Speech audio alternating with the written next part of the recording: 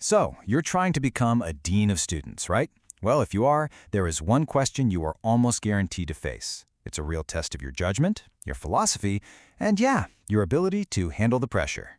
Okay, let's dive into this and make sure you absolutely nail it. And here it is, the big one. How would you handle conflict between staff and parents? Look, answering this well isn't just about saying the right words. It's about proving you have a clear, thoughtful, and proactive leadership strategy. So, let's build that strategy for you right now. We're going to break this down with a simple 5-part playbook. We'll start with the single most important idea, then we'll move to prevention and intervention. I'll give you a framework that's super easy to remember, and then we'll pull it all together into the perfect interview answer. The first, and honestly, the most important shift in your thinking has to start right here. See, most candidates will talk about communication, but a truly great candidate, they understand that the real foundation for every single parent relationship is trust. This is where we need to redefine the whole problem. A parent-staff conflict, it's not just some simple disagreement over a grade or something that happened on the playground. No way. It's a really complex situation, usually fueled by a parent's deep fear for their child and this powerful feeling of being completely ignored. This quote, man, this gets right to the heart of it. If you remember nothing else from this, remember this. Conflict is about whether families believe the school sees, hears, and actually values their child. Your job as a leader isn't just to solve the surface-level problem, it's to address that deeper feeling. And here's a crucial piece of the puzzle. The anger you might be facing today could have very little to do with today's incident.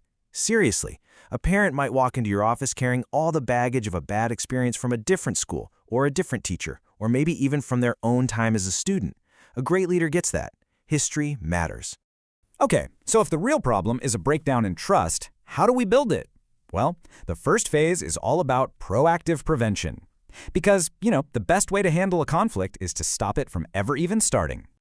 This next idea is absolute gold for any school leader. On the left side, you've got the conflict accelerants. These are the common mistakes that just pour gasoline on the fire. Getting defensive, denying anything is wrong, or making quick promises you can't keep. But on the right, you've got the de-escalators. These are the behaviors you coach your staff on, really listening, providing clarity, and taking responsibility. So, what does great proactive communication actually look like? Well, it follows these 4 principles.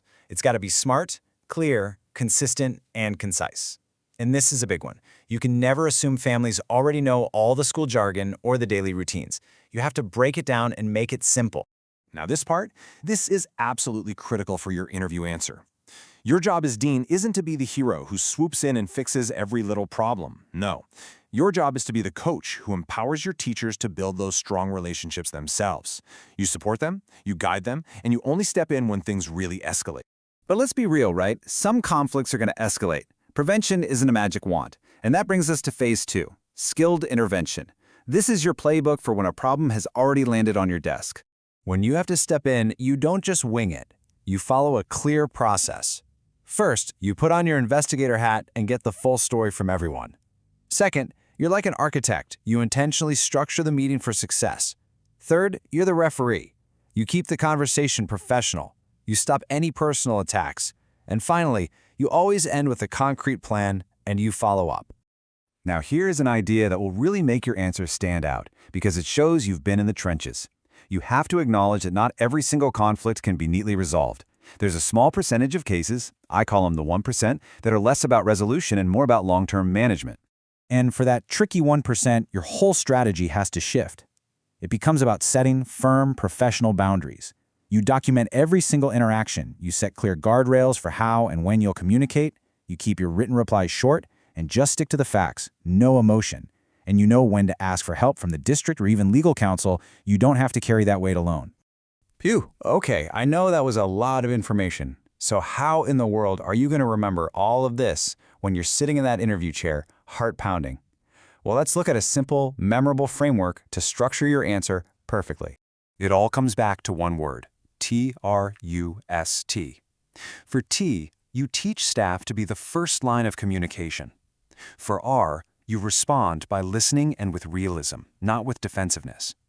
For U, you understand the deeper issue hiding behind the anger. For S, you set boundaries and use structured intervention when needed.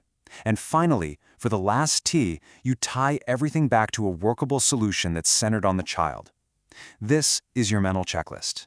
So now, it's time for the payoff. We've built the foundation, we've got the strategies, we've got the framework. Let's see what it all looks like when we put it together into a polished, comprehensive interview answer. You see, a fantastic answer weaves everything we've talked about together. You start with the core principle. It's about communication and trust. You define your role as a coach, you outline that clear intervention process, and you even show that real-world wisdom by mentioning those tough 1% cases. It's comprehensive, it's strategic, and it's always about the student. That is a home run answer. So, to wrap this all up, let's boil it down to the absolute essentials. If you walk away with nothing else, remember these 4 things. Conflict is about trust plus communication. Your teachers are always the first line. Accepting a parent's perspective is not the same as agreeing with it. And finally, some tough cases require management, not resolution. And that leaves us with one final, really powerful thought to chew on. Something that gets to the absolute heart of skilled leadership. Just take a moment and think about this. What's the real difference between accepting a parent's perspective as being valid to them and actually agreeing with what they want? Mastering that distinction, well, that's the key to navigating your toughest conversations.